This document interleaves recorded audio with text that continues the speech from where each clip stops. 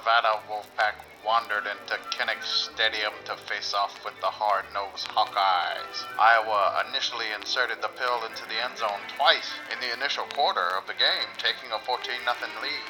The woeful Wolfpack offense was clobbered and corralled by the Hawkeyes with a heavy handful of harassment of the Nevada quarterback. They sacked him 4 times in total. In the third quarter, the heavens opened up and lightning languished over cloudy Kinnick Stadium. The game was delayed for 4 hours, but the hardcore Hawkeyes faithful found haven hiding inside the stadium as heavy precipitation pounded the playing surface. After a long, drawn-out weather delay, the drenched, dedicated disciples of the Hawkeyes football team descended back into the stands, where neighbors even brought their dogs to enjoy the remaining rest of the game. After midnight, the game resumed, and the Hawkeyes added a 55-yard touchdown to close out the contest. The fans feasted on big bags brimming with buttered popcorn, basking in the blissful blackness of the beautiful background. Iowa 27, Nevada 0. Hello, everyone. Welcome to the Sickos Committee podcast for our review of Week 3 in college football. My name is Jordan. I am the VP of Graphic Design and a bunch of other things, and learning how to do data science through weird statistics for college football. With me tonight is, as always, is Commissioner Escalante and our Canadian correspondent, Joey. Joey, That's a good title. Joey, how you doing tonight? I'm doing pretty good. Was up late last night watching the Arizonas, which was interesting. And that was like the Arizona games were like the first games I'd watched because I was at work all day, and then I spent today watching the early slate. So I got like the reverse of what everyone else went through on a Saturday, which is actually probably the best because that early slate was not great. Yeah, it seemed to pick up as it went. Kamish, how you doing tonight? Doing great. Tired. I was watching Hawaii and Duquesne on my phone. The Team One sports app. Sponsor us, Team One. Sponsor us, Team One sports app. I also stayed up for the Iowa madness because apparently a lot of our followers were still at the game. So I felt like I had to stay up with them. And I really enjoyed it. It was a fantastic experience, and I'm glad that the Iowa folks got to see out that win there. Do you think that Iowa second half set a record for a highest Sickos to non-Sickos ratio in a stadium? It had to have been. Who else was there? I mean, there was like, I think they said maybe about 500 people, and honestly, a lot of them like were just like taking photos of themselves and sending it to us. They were like, "Hey, we're still in Kinnick," like taking selfies. Some people were saying there was Nevada parents who sat in the rain the whole time. I can imagine that. Like, if I traveled to it, I definitely would have like stuck it out. I can't imagine being a college kid at Iowa and coming back to that though. Like, I can't imagine. I think the counter would be, what else are you gonna do? Before we get into that game, I want to give you guys a little what the fuck moment that actually just came across my phone. A high school in Austin, Texas, auctioning off, their PTO, parent-teacher organization, is auctioning off 2 parking spaces at the school, student parking spaces, okay? Mm-hmm. I want you to guess what the starting bid on these 2 parking spaces has to be, what the low bid is. I'm trying to remember what I paid for my parking spot in high school. It would have been like $20. My parking pass was like $5. Right.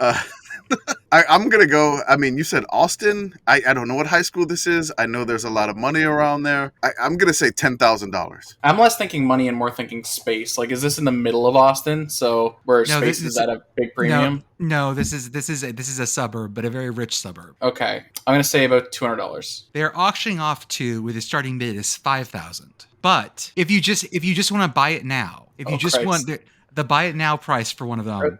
Are they doing this on eBay? Is $20,000. Oh my god! This is a high school parking spot. 3 of them. Now they are reserve spots, so What is this high school's mascot? The Chaparral, which is a roadrunner. It's Westlake High School out in like. Oh, okay, that makes sense. It's Westlake. Yeah. I was about to say, is it Westlake? It is Westlake. It's Westlake. Yeah. The Chaparral, which is a roadrunner. That's Drew Brees' high school. That's just a money thing. Like, that's just a people have money thing. That's not a these spots are actually valuable thing. No, it's just this is what it's going for. Yeah, no. This is just a like there is tons of parking at this school. There is space, whatever. Oh Christ! This is just like you get a special spot. It's a status symbol parking spot. That's exactly what it is. Incredible. There we go, guys. It's the driving a Mercedes to school of parking lots, which will probably hold a Mercedes, to be honest. I would guess that. Now, actually, probably a Ford F-150. If I'm really gonna guess it around here, it's probably an Okay. F-150. Gotcha. Let's get going on the game reviews. We have a bunch of stuff to cover, some a little, some a lot. Let's start with our game of the week, Nevada at Iowa. This game was delayed 3 times for a total of about 4 hours and ended at about a little shy of 2 a.m. Central. I was one of the very vocal people who said this should not be game of the week, and I will gladly say I was wrong. I mean, this one for the game of the week, I could not decide. Normally, if there's like a tie or if it's close, I'll make the final call on the Sickos game of the week. And I just had like 4 up there. There were some other ones that maybe I could have thrown up there, but they didn't get much support in the committee. And then I just threw the poll out to the Twitter followers. And I mean, really, they almost like 50% of the vote was this game. And this was a weird game because Iowa was favored by 23.5 points and the over or under was 40.5. And all of us in the committee were very confused on like, how could you cover the spread of 23.5 and still be under the 40 points of the over and under? And Iowa did it, man. Iowa did it. They did it. They broke math. That seems to be the story of the season is, well, we thought this was impossible, but Iowa did it. Iowa had a decent passing game. Iowa ran the ball okay. Iowa's defense looked good, but it's always looked good. That's not the surprising part. The weirdest part was simply that Iowa showed up. They played a team that was not as good as they were, and they didn't play down to them. They just played Iowa football and won, which we haven't been able to say for a while. How that Nevada defense looked, though, like I'm genuinely struggling because I don't know how much you can say Iowa didn't play down to them, and more of a could anyone have played down to that Nevada team? They are in a bad way right now. Like, we knew they were going to be in a bad way, and yeah. Well, I mean, Nevada already has 2 wins anyway. They did defeat Texas That's State, right. and they also beat New Mexico State. New Mexico State and Texas State did turn the ball over to them a lot. Iowa didn't do that. Iowa set some records for the longest play of the year offensively twice in this game. So they had a 40-yard touchdown, and then after the endless rain delay, they had a 55-yard touchdown to cap it off and make it 27-0, and to cover the 23.5 point spread and still hit the under of 40 points. So a 27-0 win. The fun part for us, I guess, just running the Twitter account, it was just we were waiting for this game to end. We didn't know if they were going to cancel it. We had no idea if they were going to try to keep playing it. They tried like 2 other times, and then I think like Nevada had the ball at like 3rd down or something, or it was 4th down. And so Nevada was either going to punt or try to kick like a 57-yard field goal. So that happened like 4 times. And the most Sickos thing coming out of this like long delay, the first thing could have been a punt. And that would have been like so fitting for this game. But it was a 57-yard field goal and that sailed a little bit right for Nevada, and they just couldn't get any points on the board. I got to shout out all the followers. It was amazing. Oh my God. Yeah. It was nuts. Like the security went home for the day, and like people were just coming into the stadium. Like, hey, this game's still going on. The best one is somebody's dad. One of our followers, their dad was walking their dog and walked the dog inside the stadium. My biggest adrenaline rush of all of Saturday was I just happened to be looking on my phone on the account, and the first tweet of someone going, "Hey, there's a dog in here," just popped up on the notifications like with 1 second. I was like, oh my god. Retweeted it right away. It was immediate retweet. Yeah. Oh no! Then the person that their dad was there like changed her or their or his Twitter heading to like, yes, that was my dad with our dog. Yes. And I basically replied to him this morning. I was like, say hi to your dad for us. It was fantastic. There was another guy who was still, waiting up late watching the game. He replied with a picture like, hey, I'm watching it here too, but I'm at home. And then I could see the picture. I don't know if this is intentional or not, but he was reading dental insurance regulations waiting for this game to start back up. You gotta keep yourself up with some exciting reading, and I assume that was, if you're an Iowa football fan, I'm sure dental insurance regulations is also the most exciting thing that's happened to you that day. What shocked me though was that, I guess shocked is the wrong word, but just kind of surprised me, is that we actually didn't have any Nevada fans write in, which would have made my day, like even more than it already was made. Because like you're down, what was it? It was like 17-0 at the time. Your team might be about to punt, and you're waiting for 3 hours. 4 hours, but yes. Well, it was split into 2 chunks, right? 3. Like there Yeah, was that's 3 right. Yeah, it's plays. 3. Yeah, it was ridiculous. Like there was, I think they came out and then there was like a play and then like another lightning crash. I mean, there was like the most metal Hawkeyes water tower saw that picture picture. with lightning behind that. It was so like I was like, raw, yeah, like Hawkeyes football, super metal. Like it was great. There was another. Oh man, this game was fantastic. We're getting some Nevada fans now, so I'm sure they're really gonna get on me about my pronunciation. Today I saw a bunch of them follow us today after we were watching the game the whole time. I remember getting live reports that that stadium workers were rushing to clear out the concession stands that could feed the players. Oh, I bet. Yeah, I mean, that's always I'm always completely enthralled by like the peanut butter and jelly sandwich brigade that shows up during rain delays or whatever. I think it was like it was like a Texas Navy game or something years and years ago. And by years and years, I mean like 3 years ago. Was where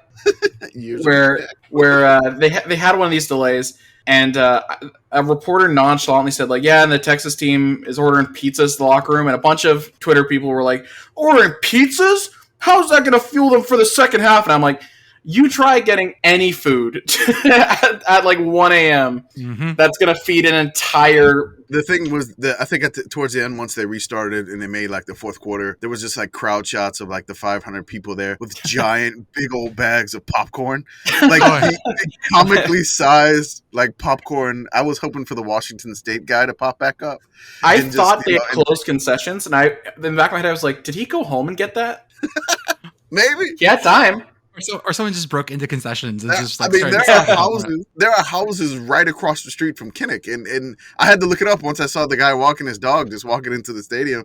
There's houses basically right across the street, and I did not realize that. And so, hey, let's take your dog for a walk to go see Iowa play Nevada. I heard reports that the signal in Kinnick is usually very, very bad. So if you couldn't tweet at us at the time, but you were there, and you took pictures or whatever, you have a story, please write in. The weirdest transitive win so far. Hey, Eastern Kentucky, you've got to win over Notre Dame. No one's going to take that away from you. Do you think Eastern Kentucky could beat Notre Dame straight up? Sure, why not? I love transitive win garbage. It makes me happy, so yes, absolutely. You can't say they can't. Marshall, Bowling Green and Marshall was just a weird ass game because it shouldn't have been anywhere close. Marshall looked great and then they didn't. This was on the NFL Network, which is also always bizarre. So when I found out we were getting games on the NFL Network again this year, I was actually a little bit excited because I didn't watch any of the college games on the NFL Network last year, if there were any. I remembered back when Western Michigan played in, I believe, the International Bowl long ago. Mm-hmm. And this is actually long ago. This is like 2007. And that game was on the NFL Network, and they had like a custom NFL Network scorebook. It was super tacky. It was unique.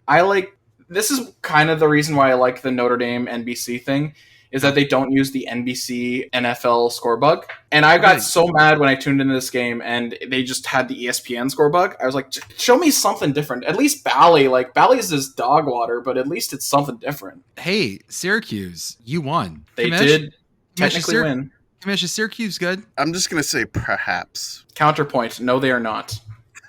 Counterpoint. Counterpoint. I don't think we could have possibly learned anything from this game. That's fair. And we were punished for trying to learn something from it.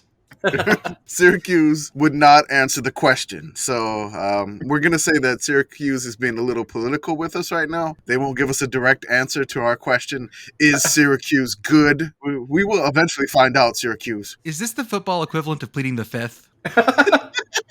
That game was so wild. It was so wild. Here's the thing about that game is that Syracuse didn't really play in that game. Football happened to Syracuse. Yeah. Purdue was extremely entertaining and also god awful for parts of this game. And Syracuse the good way of phrasing it is they took what they were given. The honest way of phrasing it is Syracuse was just kind of there. That could have been any team on the other side of Purdue, and that game probably we would have ended up the exact same. The gif of the girl and the guy in front of her might be my absolute newest favorite thing from the season so far. If you haven't seen it yet in the account, and I'll post it 1,000 more times this season, I promise. Oh yeah. is a woman going, "This is so fucking stupid." Woo! And then a dude right in front of her going, "Woo!" And That is absolutely every time we watch games, every time we experience the sport, it's those two moments, and they overlap just like that. There's usually two of us tweeting from the account at the same time about the same game, and that's usually both reactions. Exactly. At the same time. Yeah, that's right. One's like, yeah, this is great. But like, oh, look at this weird thing that just happened. And another one's just completely overreacting. Well, for us, it's more like, this is so fucking stupid. And then someone else gets on and goes, this is so fucking stupid.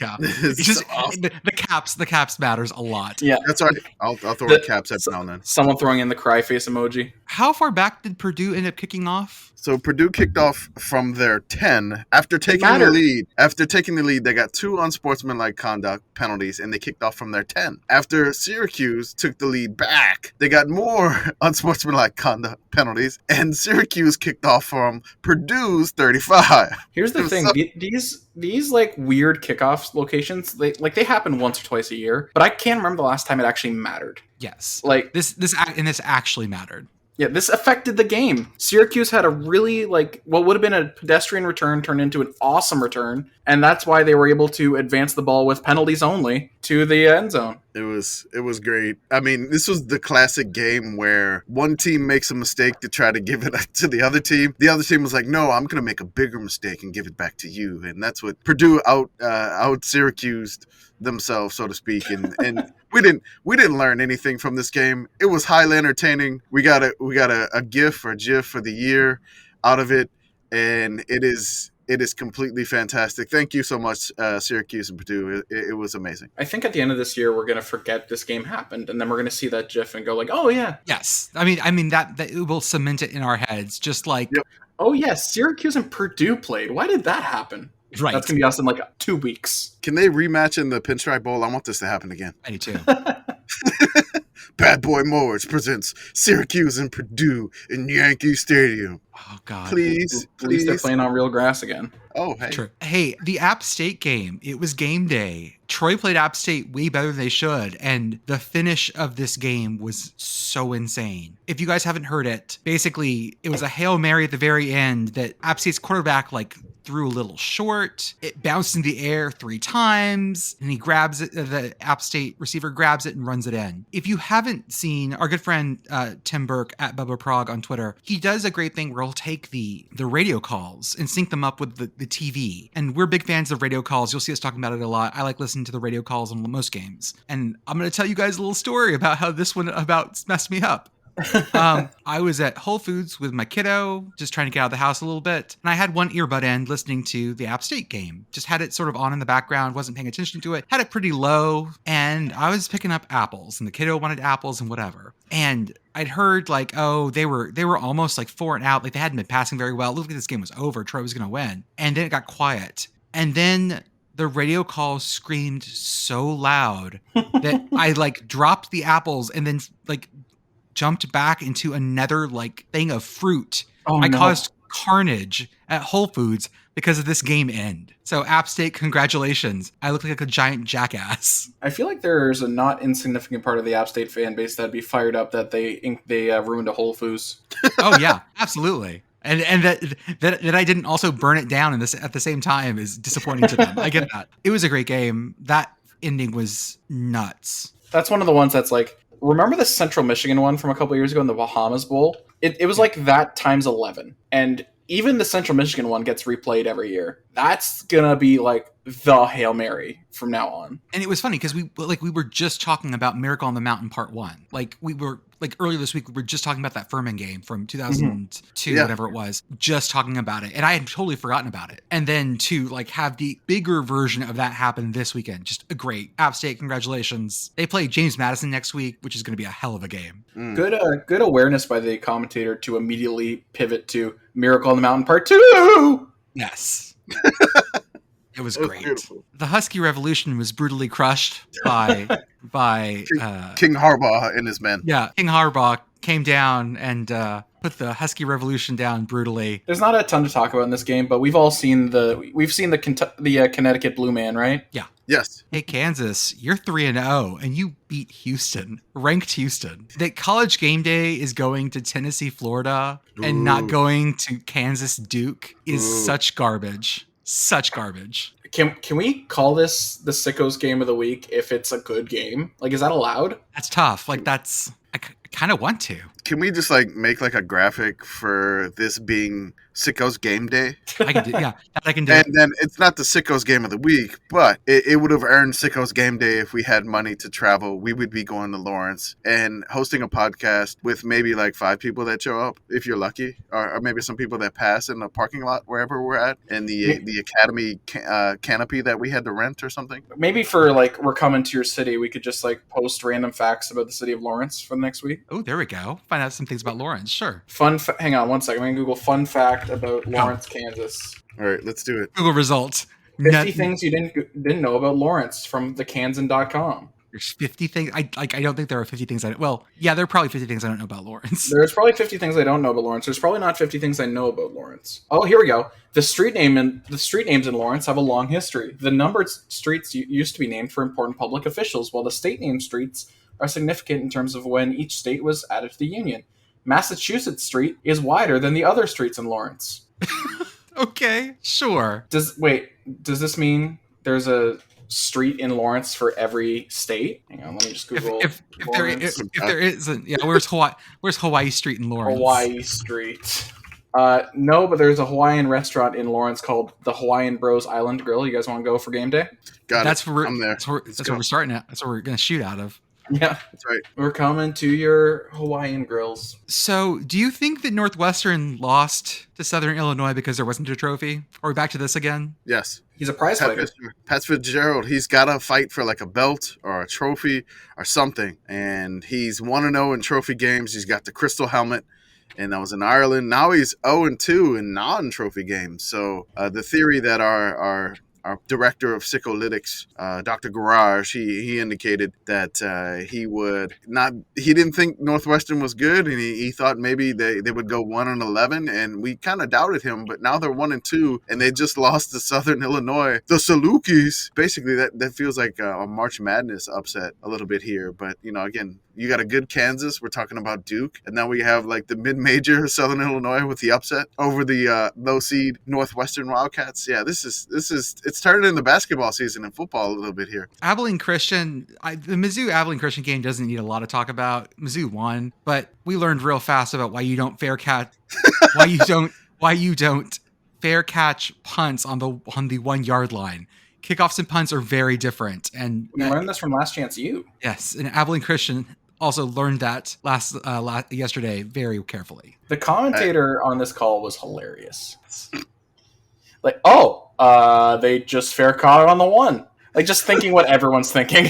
Yeah, What? He signals for the fair catch, and then there was like a pause, realizing where he was. The commentator was like 2 or 3 seconds of silence. Oh, he fair caught it on the 1. I mean, it's bound to happen. I want to say that they actually took that drive and they went 77 yards after that, and they got a field goal after that mistake. So they did. It wasn't all in vain. Punt returner, everybody makes mistakes. At least you didn't muff the punt. Also doesn't require a ton of talking, but Kent State beat Long Island University on their home leg of their Ride to Hell tour. They wrap up with Georgia next week, so good luck with that, Kent State. Oh my God! Sounds like they're on a winning streak. They're going to go 2-2 on the Hell tour. From your words to God's ears. Mississippi State LSU. That was a weird ass game. Of course, that's what it was. That's why it's like it wasn't the Sickos game of the week, but it was in the top 10. I think it was like 5, and it lived up to it. I mean, Mississippi State looked like they're world beaters. They're up 13-0. Then somehow LSU out of nothing scores a touchdown like right before halftime. Then it's 13-7. Mississippi State doesn't score any points, maybe only 3 points for the rest of the game. And then LSU comes out of nowhere with an offensive explosion of 21 points in the fourth quarter. I do want to bring out a new award. We're going to call it the Guys Being Dudes Fighting for Their Life Award. There was like 3 guys in the stands, and they're like swaying to the music, and they're all absolutely done. The one in the middle is probably the one that's the worst. I don't know if you saw this or not, but he was done. But we want to give them the Guys Being Dudes Drunk Fighting for Their Life award. LSU's back, baby. ODU covered, but did not win the Commonwealth Cup from Virginia. Ugh. So clearly this means that Virginia is going to win the Commonwealth Cup this year over Virginia Tech. transitive Sure, property. Sure. ODU took the lead very late, just couldn't hold on, and Virginia got a game-winning field goal. I guess Virginia got the win because they finally allowed the good dog in after a bunch of internet bullying. So, Thank that's how God. they won. Thank God for internet bullying. Western Kentucky, Indiana ended up being a crazy shootout, but had one of my favorite videos of the day. It did. I'm watching the game, and I'm like, oh, Western Kentucky's up. I think it's like 17-10 right before half. The Hilltoppers are up, and then there's like this weird semi-Hail Mary where it's 4th and 10, it's no man's land, so the Indiana quarterback just throws it up and hopes that his wide receivers come down with it. There's like a mass of bodies, like 8 or 9, 10 people in the end zone, and then they all just crash into the goalpost. Because the ball was thrown a little bit too deep, and then they all do the comic like fall over thing, like the goalpost splits them, and then you can just see the goalpost shaking after that hitting. Nobody was hurt, so we could laugh at it, but it was just ridiculous. And then the replay, of course, like the super slow-mo of them running into and then there's like an under the goalpost angle, and the commentator's like, wow, we got cameras everywhere. And it was it was a beautiful moment. It was a beautiful moment, and that's what we look for. So this is why he brought in the CFL guy. That's right. Right, yeah. If that goalpost had been on the goal line, even more fun. Late last year, I remember the BC Lions quarterback was throwing like it would have started, I think, a lateral palooza from his own end zone to win the game, and he just from his own end zone just threw it off the back of his own upright. It was absolutely fantastic. We're gonna need to find video of that one. I'll go looking for it.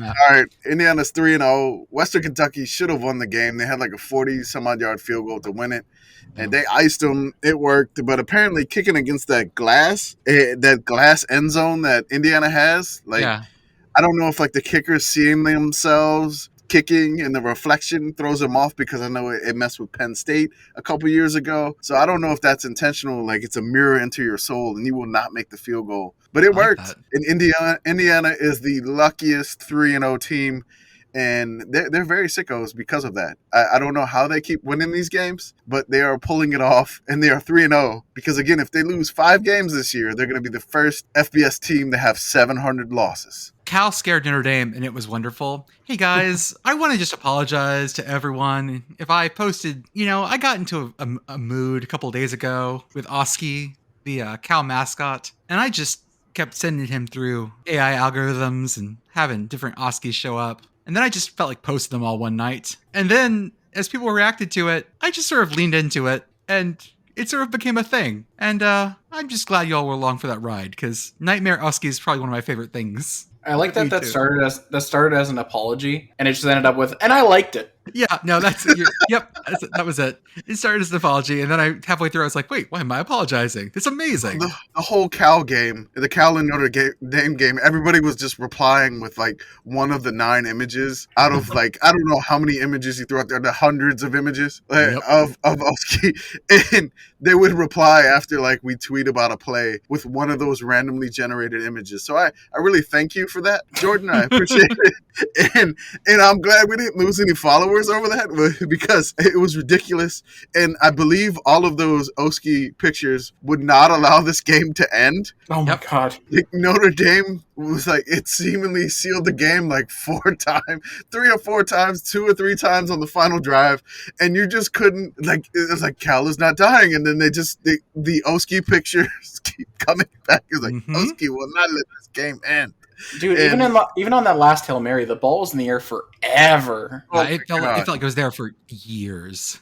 It was tipped up at least like 4 or 5 times. There's a Cal receiver like on his side, and it lands like on his hip or something, and he tries to get it, and it gets flicked up again, and then I mean, they almost had it. I would not. It was basically the most sickos near completed Hail Mary since, like, I referenced the game in like '96 when Harbaugh was a quarterback for the Colts, and they almost pulled this off Hail Mary style to the Steelers in like the AFC Championship. It was one of those that it just got tipped out around, and then there was a wide receiver on the ground that almost caught it and looked like they caught it. It was just good for Notre Dame to survive. I'll just say that. It would have been too powerful for this to happen on the same day as the App State one. I don't know if you remember this, guys. The only time Escalante ever pulled something weird that I posted, because obviously, like, I post the weird stuff. Like I'm the weirdest one. I post the weird pictures. It's me. The only time you ever pulled something that you were like, "This is too weird," was for the Potato Bowl last year.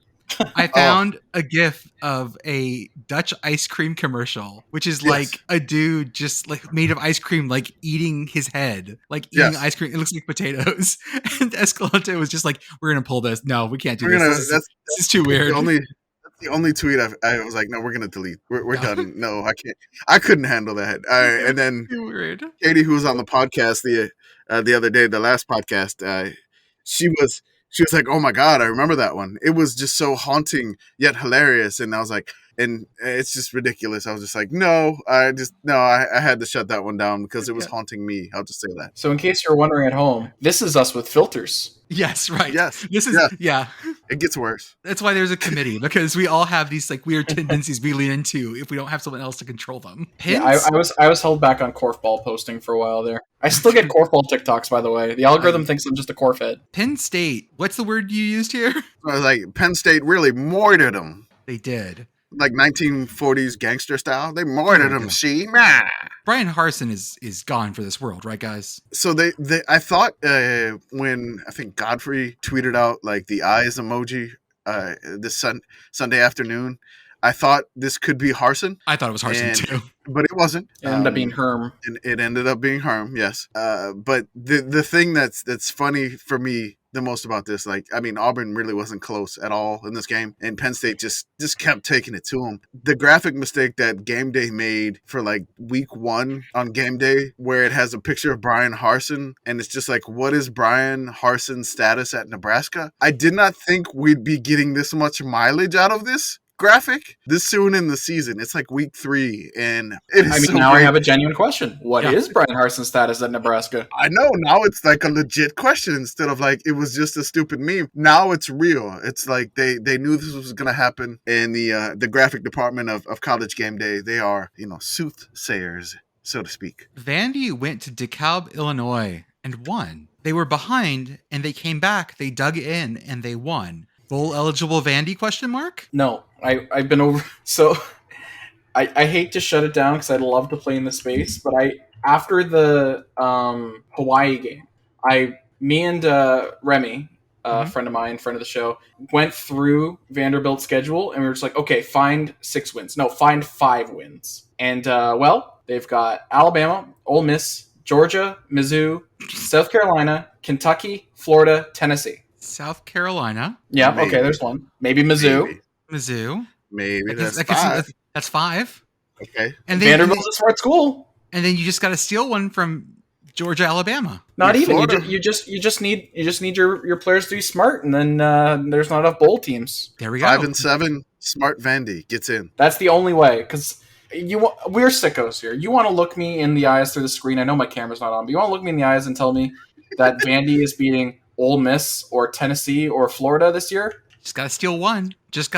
So they always say. I mean, Florida just almost lost to South Florida. Is it in Nashville? I believe so. Ooh, maybe. Wait, hold up. Yeah, no, I can see 5-7, 6-6. It's a long shot, but let's give Vandy some credit. I can see it's a long shot. I'm so excited for Twitter to get a hold of this.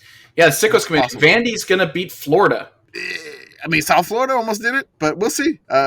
Who knows? This year has been really weird, so I don't want to rule anything out. The vaunted Vandy offense. I just had to say that phrase. 24 unanswered points in DeKalb, Illinois. Again, Vandy, you know you're in the SEC, right, Vandy? Like, you don't have to do these kinds of games. They put away Northern Illinois. That's right. Northern Illinois normally plays nothing but close games, but not against Vandy, folks. Weird week for the MAC. SEC speed. Hey, Commish, ULM didn't get shut out. That's a win. Unfortunately, your Terry Bowden as Christ tattoo that I've already planned out, unfortunately, is going to have to wait for later. That's right. Well, maybe. I mean, they do play the Cajuns next week, but I'm not betting a tattoo on that. We bet after the Cajuns lost to Rice. You want to bet a tattoo on that one? Come on.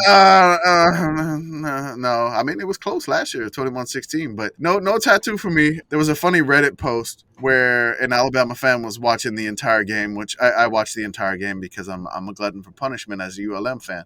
Glutton for Terry Bowden. All right, glutton. We love Terry Bowden. I am the president of the Terry Bowden fan club. I don't think we have meetings. We just tweet about it. Basically, there was a Reddit post where somebody was like, he could not figure out what Terry Bowden looked like the entire game, and then at the end, it hit him that Terry Bowden looked like a pharmacist. And there's the picture in there. So he did. He does. Like Terry Bowden's like, you wanna refill your prescription. Terry Bowden's there for you. Terry Bowden looks like the pharmacist who is about to go down for some sort of shady deal, but not yet. He's about to, and he knows it. You guys would be surprised if you Google Terry Bowden tattoo. No real results there. Oh, it would have been the first of genuinely his. surprised. Don't worry. There are many years of this. Before people get tired of Sickos Committee, there's many years of this left. And I'm going to put this up as a forfeit for you like every year. Here on out. I mean, ULM does need the bye games. Who they got next year? No, I have no idea. Hey, South Florida, you scared the hell out of Florida. Florida looked really bad. I'm kind of worried about them in this first year. We knew they were going to be bad, but not this bad. ULM's bye game next year is Florida, by the way. Or sorry, not Florida, Texas A&M. Oi. Oh, hey, there we go. Oh, not again. I was there in Kyle Field last time. I think it was like 48-10. And I guess we're going to Kyle Field next year. Oh no, We're coming to your city. we're coming to College Station. like the national championship trophy that was at the Walmart in College Station this weekend. Yeah, South Florida. You scared the hell out of Florida. It was weird. The kick that they had to tie to send it into overtime, it was a bad hold. And it was almost flat on the ground. Like the ball was almost sitting flat on the ground. And it slowly got elevated as the kicker went to kick it. Like he was just swinging no matter what. He didn't stop. Like in slow-mo. And he was just going. And he hit it. And basically it was like a sculled line drive. And it was just so flat, and it just flew, and then at the last second, it just tailed off to the right. It almost went in, even with that bad hold. It was crazy. The way the ball was when the foot made contact is how you usually want the ball when you're about to kick an onside kick. Yes, right. You want it like flat and weird, huh? Exactly right. He still almost got it in. It's crazy, but that's a good thing for South Florida to show some signs of life. Finally, I think. Can they build off of this? Let's hope. I've never heard commentators that like, especially on a special teams play, that loudly just say this is one guy's fault. Like the commentator went out of the way to go, yeah, the protection was good, the snap was good, the kick was good. It's just the holder. Poor holder. God, it was the Australian punter. They don't hold kicks. they don't know how to do that. Hey, Rice Owls, you beat the Raging Cajuns. Hoot hoot. That was the longest FBS active winning streak, I believe. 15 games is no more. No more. And you lost it to Rice. So congrats. I had Rice for dinner tonight. I'm going to pretend it was for this reason. There we go. Shout out to your girlfriend from the last episode, Dirty Rice. Dirty Rice, yes. That's Dirty right. Rice. Who knew that Dirty Rice was going to be so active in this? I think it was Jason's picture of red beans and rice, where he had the game Louisiana rice, and then it was just a picture of Popeye's red beans and rice. I had to do it for halftime. I put the halftime score, and then I put the red beans and rice just to honor that one. So things got weird late night in Arizona. Let's break this up into two chunks. First off, Eastern Michigan went to Arizona State and got Herm Edwards fired. First ever MAC team to beat a Pac-12 team in the regular season. That's crazy. Like, not surprising because like how many MAC teams are going to travel out to the Pac-12? Like they don't, like those games don't happen very often. I assume. I don't know.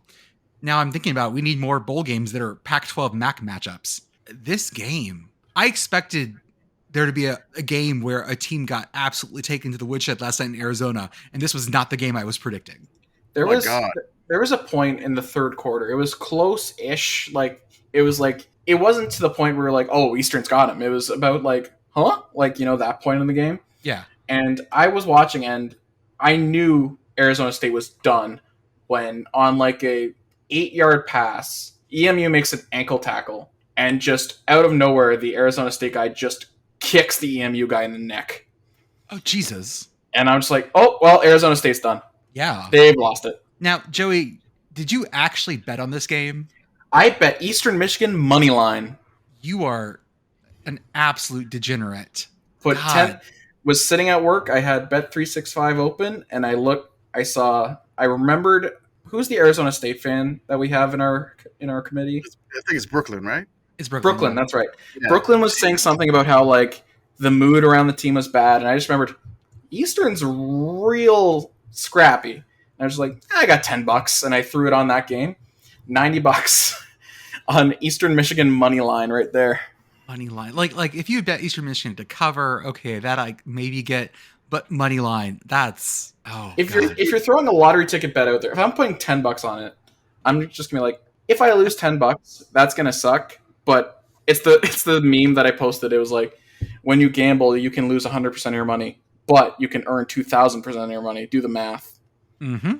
That's the mindset I went into that one with. And hey, I'll fly a pirate flag at my desk. Apparently, every MAC team has to do that. They have to carry around the MAC pirate flag. Since 2018, every MAC team that goes to play a P5 team on the road, they have to carry around the MAC pirate flag. I believe they started this when Western beat Northwestern that one year. Yes. You know, we always talk about these conferences need to have identities. Like, that's what makes them fun. And you know what? This is a great identity for the MAC. The MAC knows exactly what it is. Yeah, and they're fun as hell. You can't say that about the American. The game in Arizona that I thought was going to be weird, that ended up being a really good game. Arizona beat North Dakota State. The vibe of this game was so off. It was like I dreamed this game, because the entire game, it felt normal in the sense that, oh, I'm watching a scrappy team take on a favorite and it's close. But Arizona was the scrappy team. That's all right. And I just want to say this every time Arizona wins a game. I don't know how many times I'm going to get it. You don't just waltz into the fish tank and get a win. That's right. I mean, you don't waltz into a fish tank. You don't just like swim into the fish tank. You don't. No. You don't. I don't think bisons swim. No. See, that's what happened. They drowned in the fish tank. That's what it was. And you know who was running around like they were drowning? Jaden DeLaura. Yes. Oh my God. He is so awesome. He's so entertaining. I mean, I think, Petros got this game, and he was just like Jaden DeLore just running around there with like a chicken with his head cut off. It is so nuts. And this game was just wild. I think there was one play he ran around like 20 seconds and just he completed a pass for like 4 yards. And I'm like, this is amazing. All he does is scramble. That's all he does, because his O-line disintegrates so fast. All of a sudden, like, just he has to scramble, and he just makes so much out of it. It's muscle memory at this point, because I saw one play where he was clean and he just went for a walk. He doesn't have a 3-step drop anymore. He has a 3-step back, two to the left, four to the back, 2 to the right drop at this point. It's just muscle memory. Playing too much Dance Dance Revolution. He just has that stuck in his head. He just follows the arrows. Yeah. His cadence is 1, 2, 7, 3 down to Rockefeller Street. Ooh, a Eurovision callback. I love it. Joey's here. He's gonna mention Eurovision. There we go. Yeah. Can't you guys get hype now that we have a podcast and we can do Eurovision coverage? Oh, get hype for this. Escalante, I'm dragging you along this year for Eurovision. Okay. I don't know. At some point in January or February, we'll have to give Escalante the the rundown. One other thing I want to mention about this game is somebody took a picture of a sign inside Arizona Stadium. It says, "Bats live in the stadium. Please do not touch the bat." Bats living in the fish tank. So when you described this to me last night, I thought you meant like someone was holding up a sign, like a fan sign. No, it is mounted to the wall of the stadium. Bats live in the stadium. I think more fan signs should have like just hazardous information. Like if you're at UTEP, someone should hold up a sign like, "Hey, don't look at the mountain." No children looking at the mountain in UTEP. Yeah. They lost in New Mexico. Sorry, UTEP. God, I was. You didn't have to mention that. You know, I'd be more like, I don't know, you guys. I guess Escalante, you grew up a little around like areas with bats and stuff. Like, but bats being around, man, I get like weird like rabies like fear of like seeing bats and stuff out. I've never lived outside of Canada. I've been below the Mason-Dixon line maybe twice. This is horrifying. I had a friend of mine in college who had a bat come in his room, and like he tried to like get it in a fitted sheet or whatever, trying to like get the bat out the window, and later on like he saw that he had a cut on his finger, and he was like, "Shit!"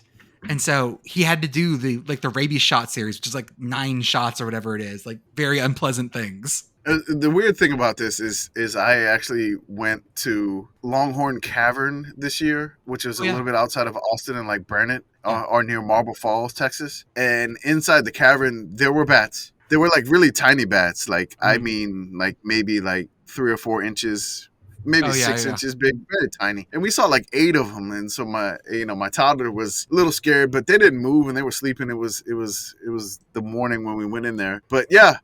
Live bats. Apparently, there's like some outside of San Antonio, a few hours. There's like something called, I think it's like Devil's Backbone or something, cave, state park, and it's just a giant bat cave. And sometimes around San Antonio, it looks like rain, but no, it's just bats. That's my favorite thing about San Antonio. My favorite thing about San Antonio weather radar is that they have to be very careful about what's rain and what's just so many bats in the air that they get picked up on Doppler. Yeah. It looks like rain's coming. Like, no, that's just bats. It's just thousands of bats. The only thing I can vaguely relate is my hometown has the record for biggest crow population per year. Ooh. And no one knows why. Somebody fed them once. Yeah, we have a city crow scare, an official city crow scare. He rides around on a bike with a flare gun. We are a very Wait, in Canada, it's called a crow scare, not a scarecrow? Well, the thing is, when it's a guy, it's well, I mean, but still, okay. And I love you, Canada. And again, nobody knows why we have such a big crow population up here. And otherwise, we're a very like not hick city anymore. We were when I was little, but not anymore. At least we pride ourselves on that. And then once a year, we get the crow population. Then we got the guy on the bike with the flare gun, and we're like, hey, remember where you come from. You said flare gun, and I know what a flare gun is, but in my mind, the first thing that came to mind was like Mad Max Fury Road, and the dude with like the guitar and the flamethrower. Yeah, like not a flare gun, but like just like launching jets of fire into the air to scare the crows off. That's what I had. Might in my be more head. effective. Arkansas Speaking of a guy riding around with a flare gun on a motorcycle. Jesus Christ! What a segue! Love it. Nailed it. 10 out of 10. Like I planned it. Stuck the landing. Arkansas had a near catastrophic loss to Bobby Petrino's Missouri State. So I didn't see any pictures, but I know multiple people who are planning on going to this game in neck braces, and I just want to. Everyone, close your eyes. Just picture walking out of that stadium in neck braces and face paint to look like him after a loss. Just send that out. Yeah, like that would have been beautiful. That would have been great. I love Arkansas, but that would have been an all-time moment. That would have been a catastrophic loss for the program. I mean, that probably would have set them back like 10 years. That's what I mean. Like the fans, they were just like distraught. It was weird that they brought him back on family weekend or something. I know Petrino's only been there for like 2 years, but it maybe they had this game scheduled before Petrino started working at Missouri State. I don't know, but I didn't. Okay, all right, because it would feel weird that the Arkansas AD would schedule Petrino on family weekend on purpose. Yeah. Oh no! The family weekend thing was on purpose. That wasn't announced this year. That was okay. Well, yeah, that was a little tricky. I don't know if they were looking ahead to A&M and Jerry World next week, but let's see if Arkansas can get back to their wampin' ways. I think so. I think this was just when the X comes around, like things don't go well, you start acting weird. You start, trying to pretend like you're over them, and it doesn't go well. Just bad times. Can I try one real quick? Just take a deep breath. Speaking of meticulously planned celebration nights, UMass. Yes. Yeah. So UMass won. Great for them. Took out Stony Brook. Loved it. Take that, Sea Wolves. Take that, Sea Wolves. That'll show you to be named after a submarine. Yeah. UMass announced that their next game versus Liberty is their Pride Night game. If you're gonna schedule Liberty and you're gonna legitimize their awful grift university, then at least do this. I like that this sentence is true. A flagship university in one of the bigger states population-wise, their football team is ripping off an idea from Northwestern's women's field hockey team. North Texas played UNLV. UNLV scored 58 points? I didn't know that was possible. I was like, my God, UNLV. Oh my God. I mean, UNLV almost beat Cal, and it was like 20-14. They lost to Cal. They blew out another FCS team. UNLV has 2 wins. Are they Are they going to surprise some people in the Mountain West? I mean, maybe. This game was in Las Vegas, right? Yes, Viva Las Vegas. So UNLV put up 58 points, and this was the second at best strangest game in that stadium this weekend. Yeah, I don't know what happened with that Cardinals and Raiders game, but we're not an NFL podcast. We can. Kyler Murray is still running around for a 2-point conversion right now. Just putting that out there, UNLV scored 58 damn points, which damn, and Yes. it still wasn't the weirdest thing to happen in that stadium in 24 hours. Seth Luttrell needs to go find another job, and I think they're going to go tell him to do that in North Texas.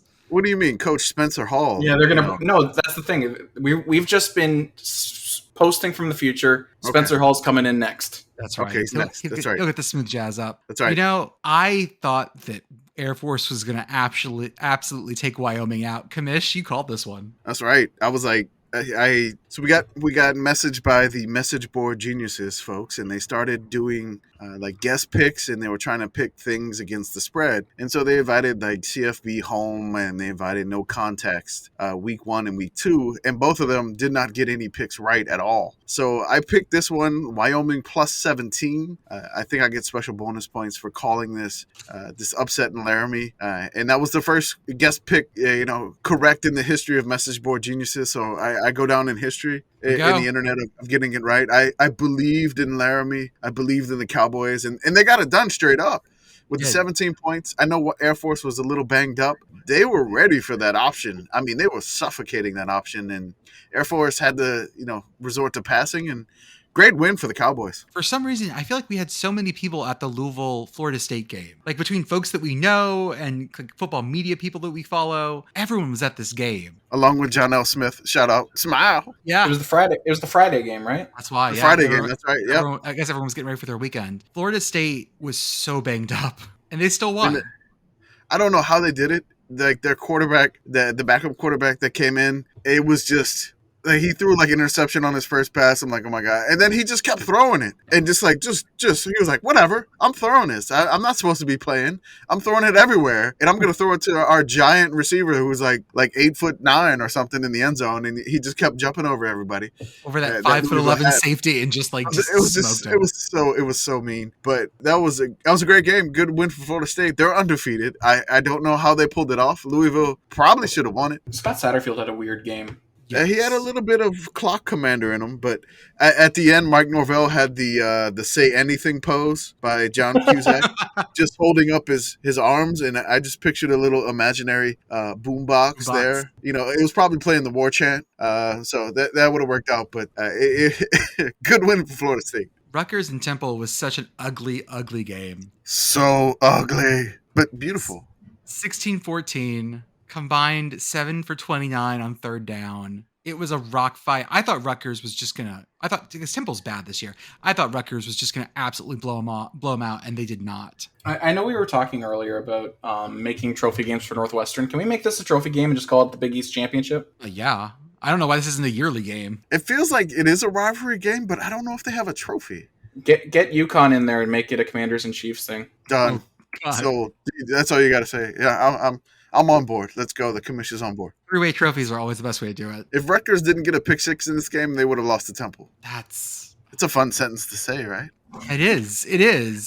And then they welcome Iowa to Piscataway next week. The over-under on that game's got to be like 32, right?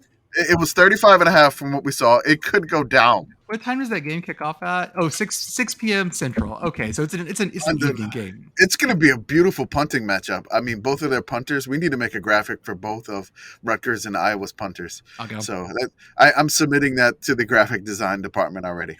The other fun thing about that one is this is going to be Rutgers Scarlet Out. Oh yes. You got to call it something else, right? It's the Scarlet Fever. Yes, there you go.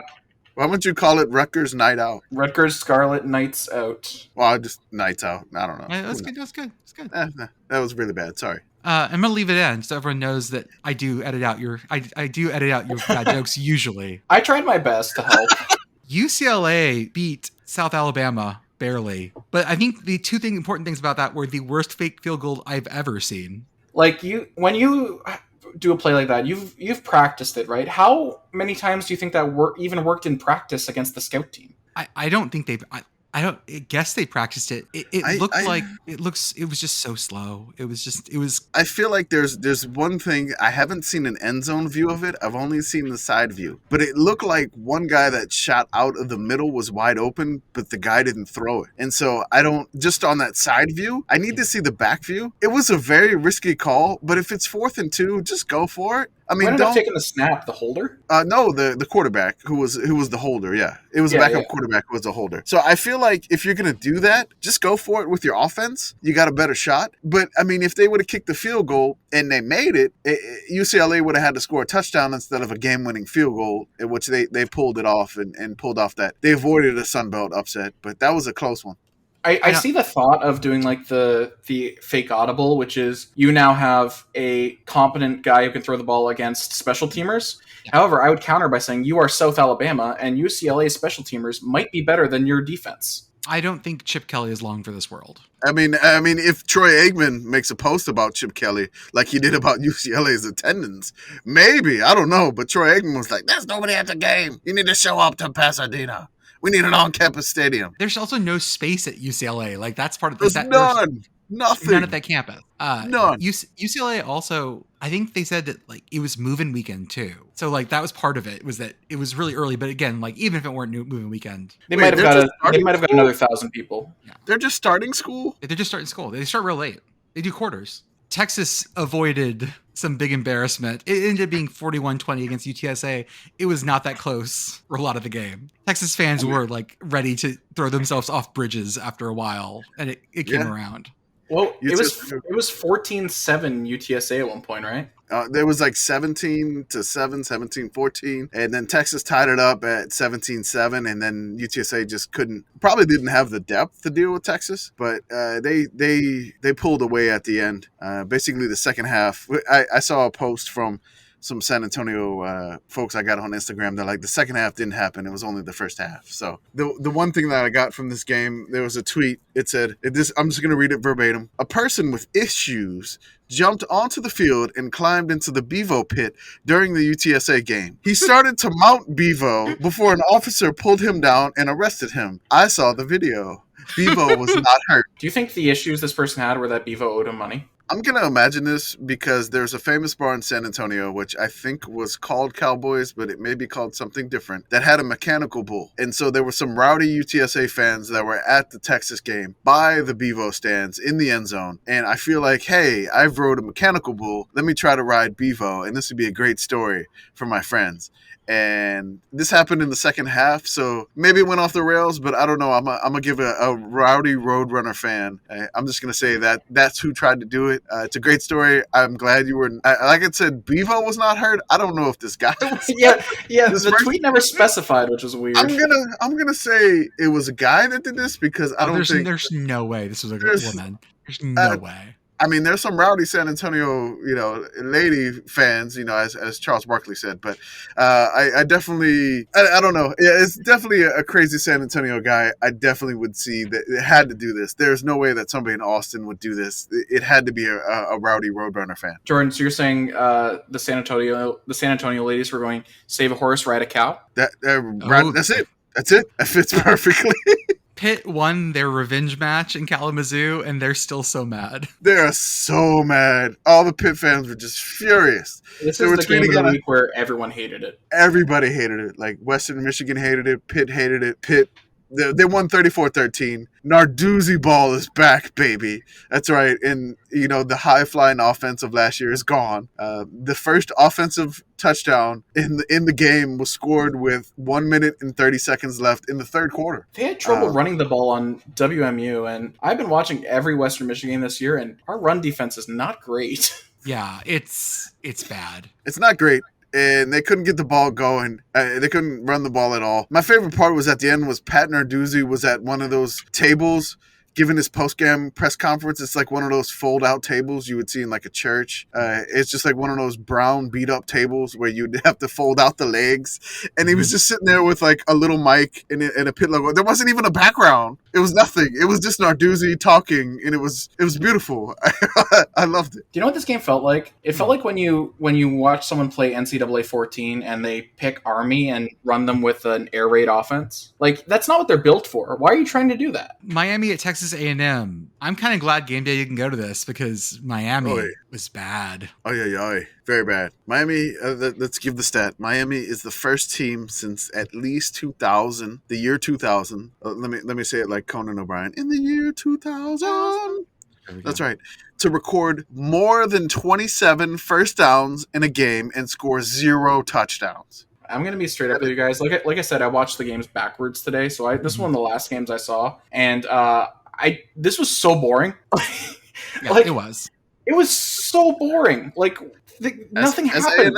A&M. That's A&M football. That is Jimbo football. Extremely boring football. And they will just basically slowly boa constrict you to death, essentially, in the situation, and let you make mistakes, which Miami did. They were settling for field goals. They missed 2 field goals. The muff punt, the one Miami mistake, the one muff punt, and Texas A&M was able to cash it in with the touchdown, and that basically was the difference in the game. Like, A&M muffed the punt, but luckily A&M got back on the ball. If they didn't, maybe Miami tied it, and this is still going in overtime with everybody. Still going now. Like 24 hours later, they're just doing the 2-point conversion. We're in the 137th overtime at this time. Everyone's posting the Joe Buck meme. That's right. At least LSU's band is not playing those 2 notes in this overtime. But still, it's weird. And Jordan, I know you wanted to point out one thing about a traveling coach. I just want to make Coach O a traveling trophy this year, since he just seems to be showing up at games randomly. Is he like a title belt? Like, now Miami's going to put, or Texas A&M's going to put him on the line next week? Yeah, basically, yeah. I think he has to go from school to school. If we want to track this, I think A&M's off next week, and then they play Arkansas and Dallas. There we go. So every time Coach O shows up, he's wearing the polo of the team that he's supporting. So this week he was wearing an orange Miami Hurricanes polo, and he said, "Go Canes!" And I immediately wanted to get some chicken tenders from Canes, which that happened for lunch today. So thank you. There you go. It worked. Thank you, Coach O. Last week he was at the Raging Cajuns game. He was wearing the Raging Cajuns polo. So I wonder what his closet looks like and what team polos does Coach O have. When you're watching the Raging Cajun games and you saw Coach O, you're like, I'm gonna get some Popeyes. That's right. You just saw, next week next time he's gonna be with A&M, and you're gonna be like, man, I want some churches. Maybe maybe a little bit of Whataburger with Texas A&M, something like that. This isn't on the notes, but I just want to mention this real quick in comparison to my Eastern Michigan glory. There's one other college football person at the office that I work at, and he convinced basically everyone else in the office to get on the betting apps and take Michigan State with the points. Oh, no. How many people lost money? Wait. Oh, you got to report back what happens on Monday. Oh, yeah. Oh, God. No, I saw it happen live. He had the game on a monitor, and everyone would walk by his desk every now and then and be like, how's Michigan State doing? He'd be like, not great. So many people were so mad. I think Georgia Tech is very broken. Victoria Dirtbag Queer had a good tweet the other day, last night, which was Lance Leopold at Kansas has completely ruined what I expect from college coaches. On that note, Georgia Tech, what is happening? It's bad. How are they broke? Like, the buyout doesn't go down until like January, but they're saying that they don't have enough money to pay the buyout for Jeff Collins. But Georgia Tech is like an engineering technology school. Like, do they not? I don't get it, man. I think this is specifically like them trying to show out compared to like a Nebraska, for example, where they're just like, yeah, they're trying to say, yeah, we're a university. We are not going to throw however many at football just because we hate this guy. That's fine. That's fine. That makes total sense. They're doing the Tulane method back in the 1950s and 60s, yes. But also, how much money is being wasted by keeping Jeff Collins around at this point?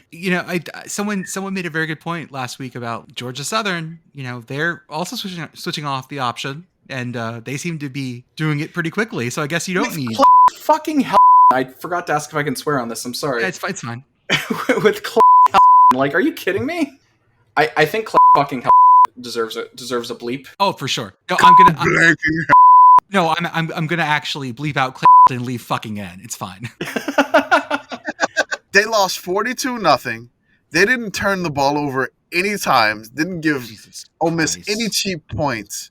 Nothing. They only had 53 yards rushing on 34 rushing attempts. So they averaged 1.6 yards per carry. They couldn't do that well. They didn't pass the ball well. They didn't turn it over. It's crazy. But like they just did not look competent in any area. I mean, I can say this with like a legit factual sentence. ULM scored more points against Alabama than Georgia Tech scored against Ole Miss in the same Yeah, I was week. gonna say. ULM cut the lead 28-0 down to 28-7 when they scored their point. So it wasn't like a garbage touchdown at the end. It was in the second quarter. But still, did you see the run by the Ole Miss quarterback? I think they were up like 35-0, and the quarterback Jackson Dart just like completely obliterated a quarterback to try to tackle him just to gain the extra 2 yards for the first down. Nominal determinism. Completely unnecessary, but totally awesome. Montana State played Oregon State at a MLS stadium, which I added this. which was like, it was pretty. I like the stadium. It was gorgeous on It TV. was. The camera angle was super low and weird. Like that bugged me. It was the same camera angle they used for Timbers games. I like it's a nice change of pace. I like, especially if it's gonna be Oregon State and like a smaller power program like that. I like when they go on tours and play in some weird stadiums. Soccer stadiums gotta be the prettiest to cram a football stadium in, just because it kind of works, but it still makes you get creative with the dimensions. Yeah, it's a little tight, but it does work a lot better than, say, a baseball stadium. Yeah. They didn't put up field goal nets. I noticed, like the safety nets. At one point, Oregon State, their kicker on an extra point did something I can't remember ever seeing. He missed low and left, and just hammered a guy in the stands, front row. It was a really bad direct free kick. Oh, yeah. Right into that guy, and he wasn't paying attention.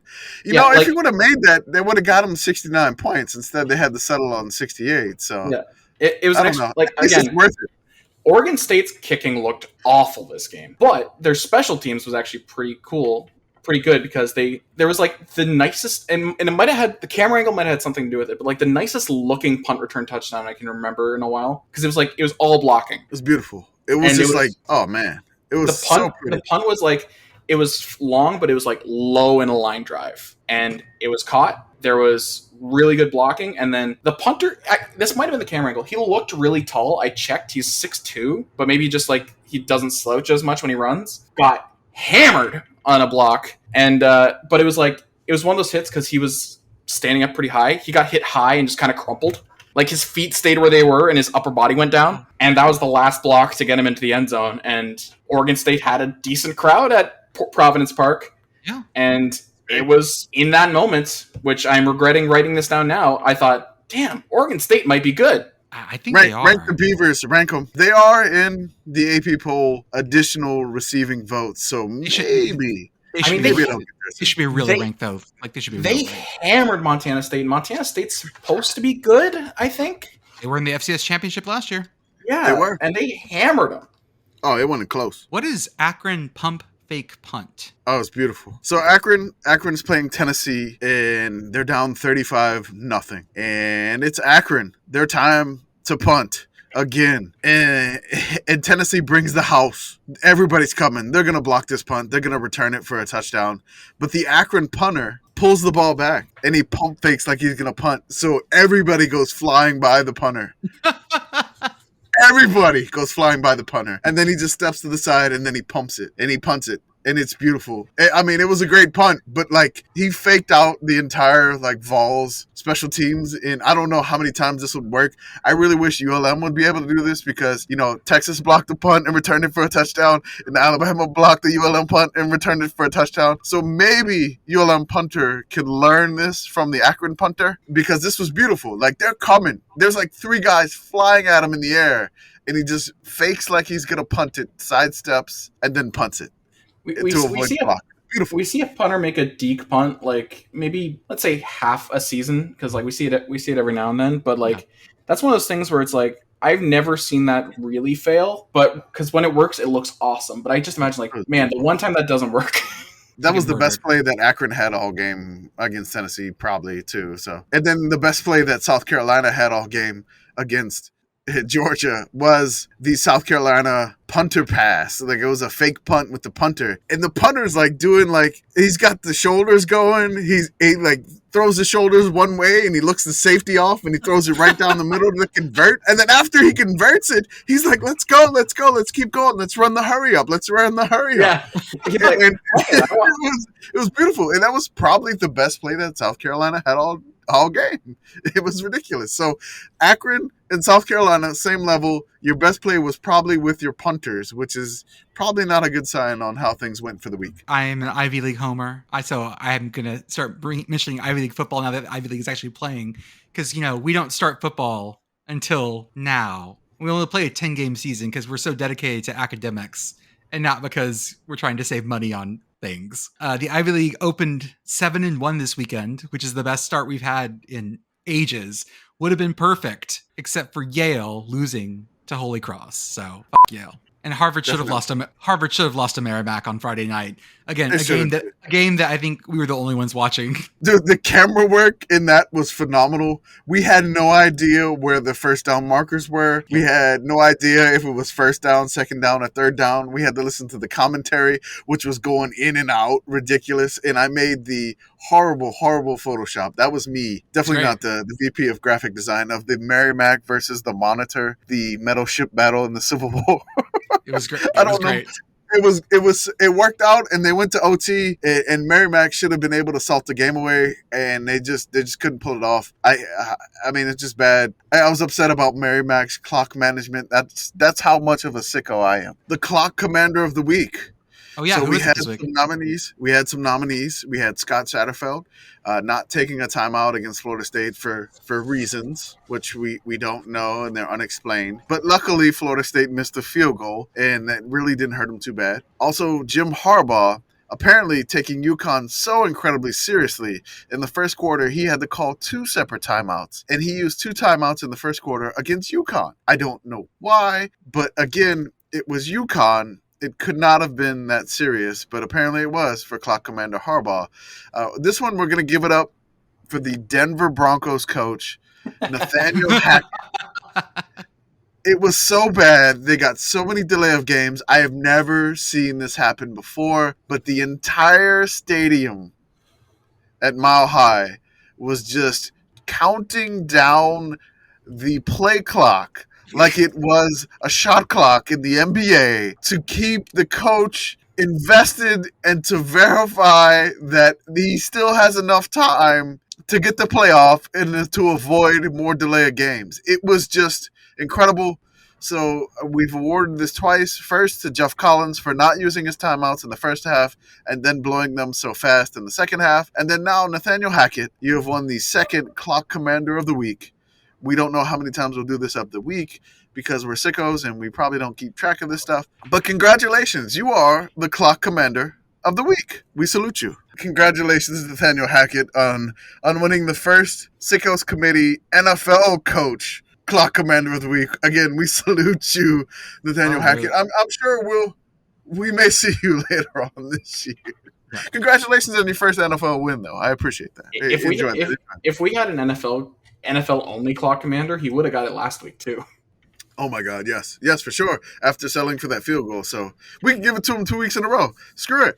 We only did Jeff Collins for the first week. We didn't have one last week, so you got it back-to-back weeks now, Nathaniel Hackett. We appreciate it, and thank you for selling for like a 63-yard field goal for some odd reason. Kamish, anything else you got for this week? No, I'm going to be on the No Context college football podcast tomorrow, so that should be next week with the transfer portal guys. I'll be doing a preview of week 4. They said that this week is going to be incredibly sickos, so they needed the commissioner of the Sickos committee to come on. So I am looking forward to fully going over the schedule. Again, Iowa's at Rutgers. At Piscataway, I see New Mexico State is going to play Hawaii in Las Cruces. So this is going to be, there's so much more sickosness out there. It's going to be a fun week for us, like it is every week. We love it all. Guys, thank you so much for joining me tonight. We will, and fellow sickos, we will see you guys on Thursday when we release, or we'll talk about it. God, let me try this again. Thank you guys for coming in tonight.